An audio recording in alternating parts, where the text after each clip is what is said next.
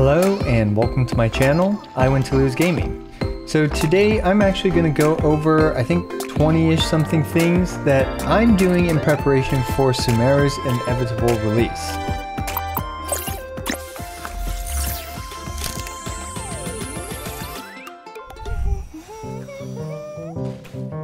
Now, a bit uncharacteristic of MiHoYo, but they did release an interesting trailer that demonstrated the upcoming patch 3.0, which will release Sumeru, as well as the brand new element Dendro, which is super exciting.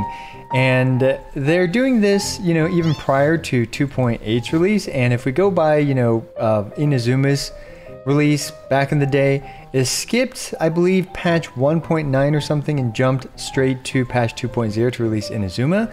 And the next patch being 2.8 for the current upcoming patch being 2.8 means it's very likely after that we are going to get patch 3.0, which is Sumeru's release. So that is roughly like what, I think 7 weeks from now or so. If we look at this wish thing, it's probably about actually 6 weeks and 3 days from now. And this is actually a great time to start preparing because, obviously the more time you have to prepare, the more resources and stuff you can save up. We're going to actually start with something that is going to be really important to me in particular as both a content creator as well as someone that likes to have powerful characters. I am going to be preparing for the Dendro Goblet. Now I know that it's pretty unlikely for you to get a good Dendro Goblet, right off the bat, but one thing that we can do in preparation is to start saving a ton of 5-star artifacts. Now I'm currently at 1400 out of 1500, but I do plan to pretty much fill up my entire inventory with a bunch of garbage 5-star artifacts over the next 6 to 7 weeks.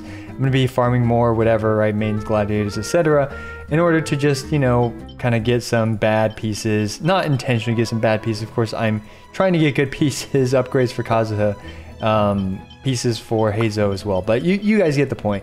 You're gonna get a lot more bad artifacts than good artifacts. And why am I saving those 5-star artifacts? It is for the artifact strongbox. Now I don't necessarily expect them to put a new artifacts here. That'd be great. It'd be awesome if they put, for example, the Viridescent and Maiden's Beloved here. That's awesome. But even if they don't, we still have the incredibly useful Noblesse Oblige artifact set, which even if it's off element or, let's say your Dendro characters don't even use a Noblesse Oblige, they use a new Dendro artifact set, which by the way, I don't know if that's coming. I'm assuming it is, but nobody knows right now. So the point though is that you are going to be gambling for the low chance of a Dendro Goblet. Now do keep in mind that there are 5 artifact types as well as it currently being a 5% chance for a specific elemental goblet.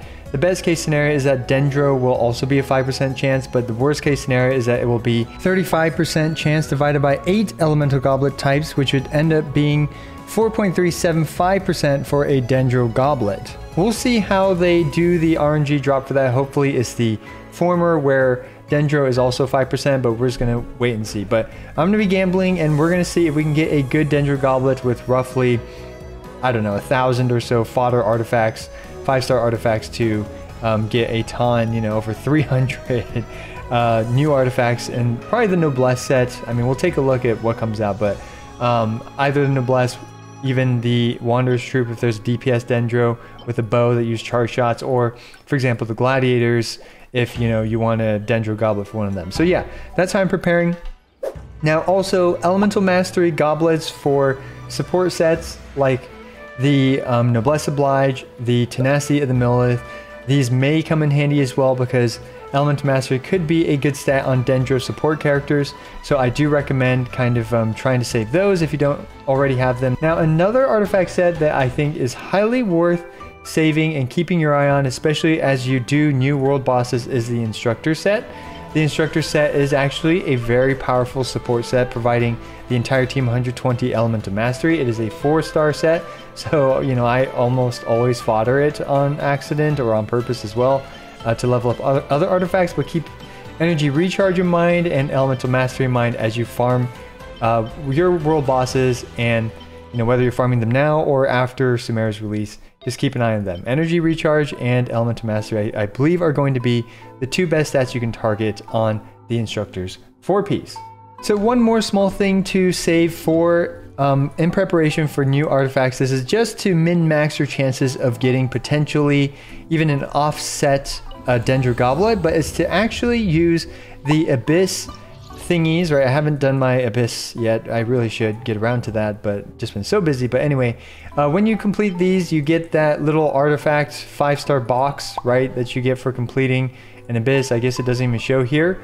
But you guys get the point, right? So over here, I'll be saving, I believe, 3 full sets of the artifact boxes from the Abyss. So that's like, what, 12 5-star artifacts that you gamble with, even with some 4-star artifact sets, or some 4-star pieces that could have Dendro Goblet if you're fine using a 4-star artifact set that's Dendro.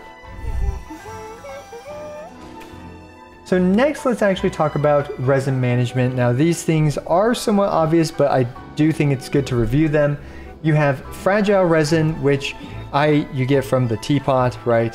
Speaking of which, I should probably visit it, but anyway, save the one from the previous week prior to, you know, the release of Sumeru, and then grab the one on the week of the release of Sumeru, so you will have 2 fragile resin ready for Sumeru's release, just to maximize the amount of resin that you can spend there. Now, obviously, you want to save up your fragile resin as well. I have over 101 of these. There's going to be a lot of stuff that you want to farm, assuming, you know, you want to use the new Dendro characters in Sumeru. So yeah, I've got 101 saved. You know, I don't know how many you guys have, but yeah, just save them up and use them accordingly. I do recommend having roughly 3 to 5 condensed resin ready once the patch hits. Now, the reason why is you may not want 5 is because you want to focus on doing the story or even unlocking the things that are required, so you can just spend your resin into condensed resin after the patch hits. If you don't want to feel the pressure of having to spend that resin, you can obviously dump it into condensed resin. So speaking of condensed resin, have some crystal flies available, right? That's super obvious, but here they are. I plan to have about 500 crystal flies. That seems like an egregious amount, and it kind of is. But you know, for every 2 of these, you want 3 crystal flies to be able to make 3 condensed resin out of the 120 resin that you use the fragile resin for. But just have an appropriate amount of crystal flies for your account. And why do you want all that fragile resin and resin saved up? It's obviously to farm potential new world bosses. So as we look at, for example, the world bosses, there's going to be new world bosses introduced in Sumeru. It's likely that they will be required to farm for example, the Dendro gems. Then you'll also have new weapon materials.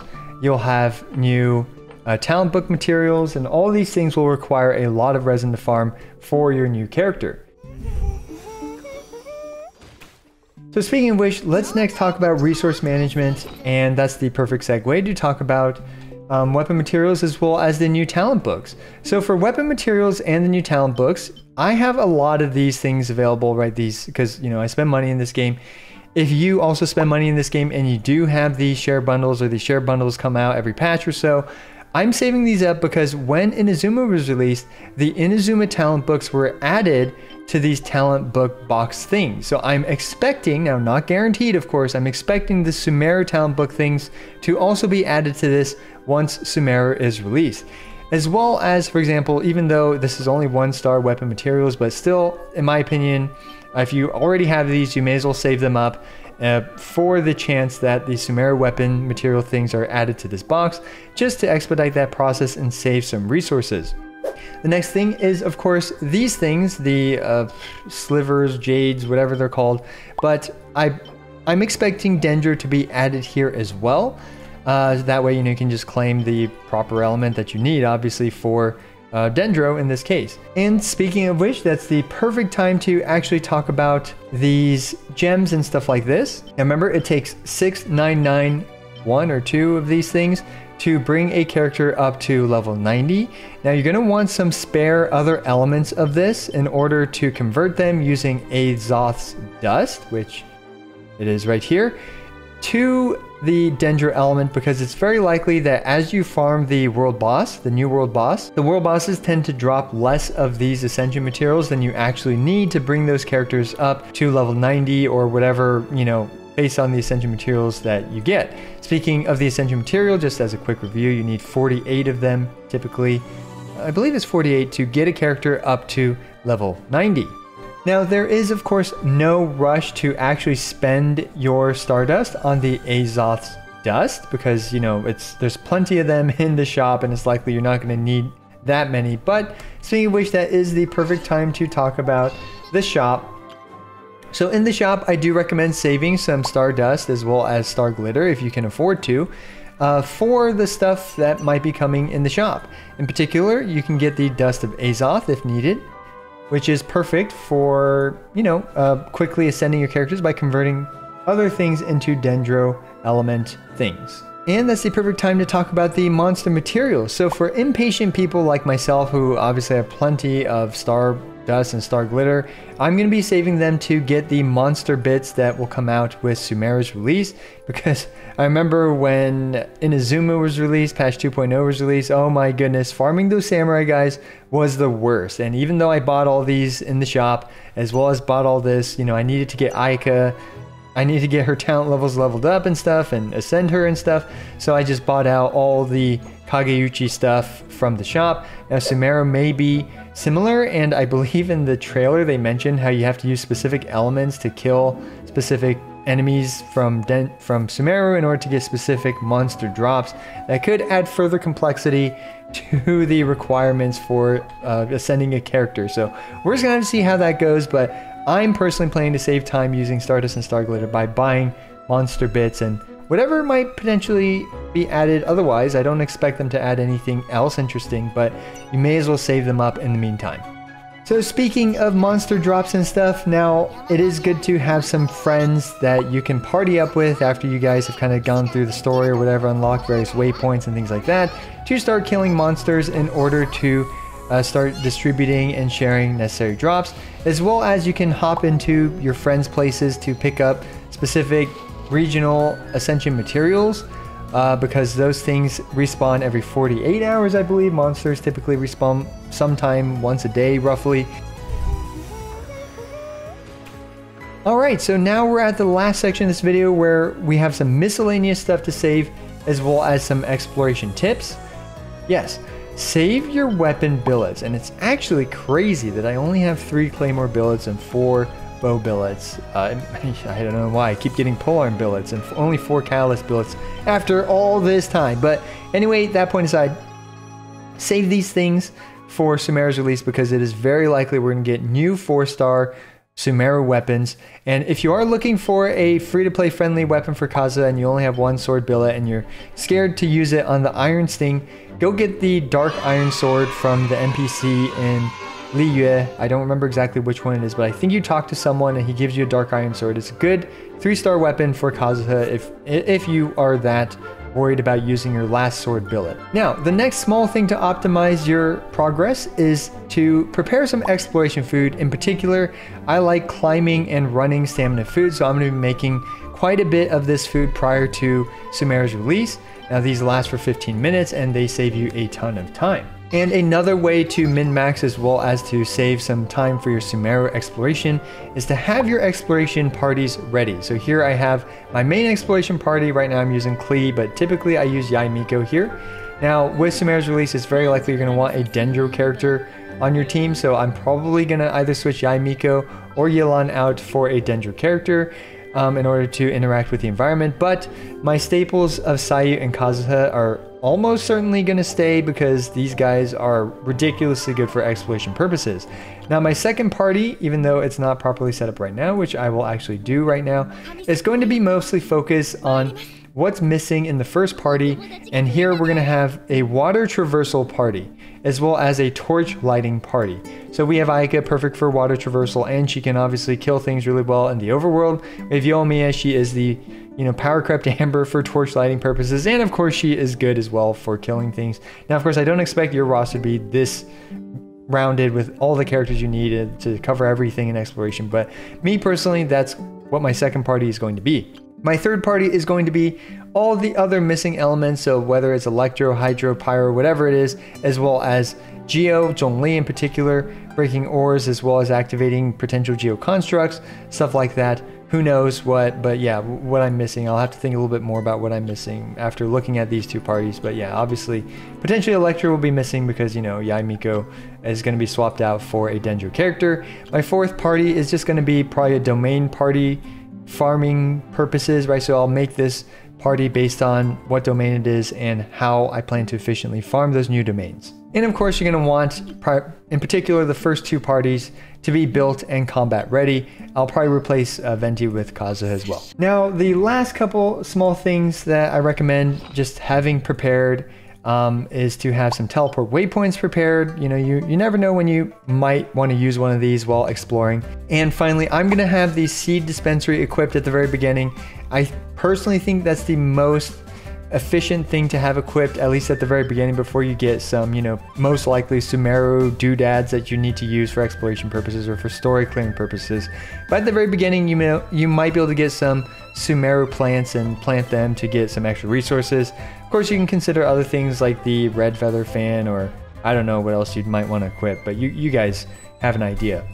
And the last thing is to just may as well save some Acquaint Fates up, unless, you know, you just really want to get Diluc or whatever for some reason. But I'm going to be saving some of these Acquaint Fates up just in the really off chance and unlikely chance that we're going to get an update for the standard banner. I don't expect that to happen, but just in case it does, here I have some ready. And finally, Dream Solvents for, you know, the proper boss materials. It's likely we're going to get a new weekly boss when Sumeru's release, and you may want to convert whatever you get on the first week or even second week, third week into the proper boss materials for the whatever character you actually want to level up after Sumeru's release. So there you go, over 20-ish things to consider and to do in preparation for Sumeru's release. Let me know what I missed and what you plan to do as well in preparation for Sumeru's release. As always, I appreciate every single one of you. This is I Win to Lose, signing out.